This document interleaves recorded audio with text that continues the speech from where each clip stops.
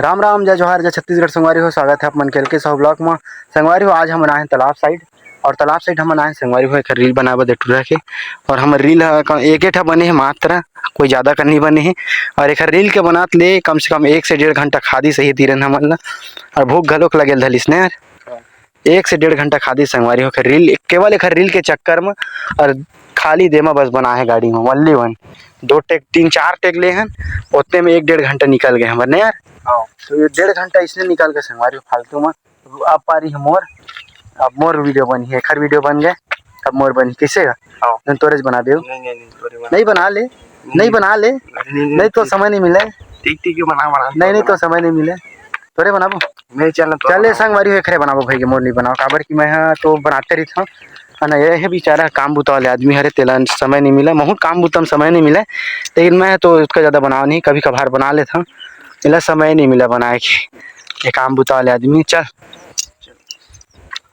दे side आगे लानता दो झोपड़ी आई ना आगे ला दे, हरा हरा आवा कम से कम इसे मैं कहता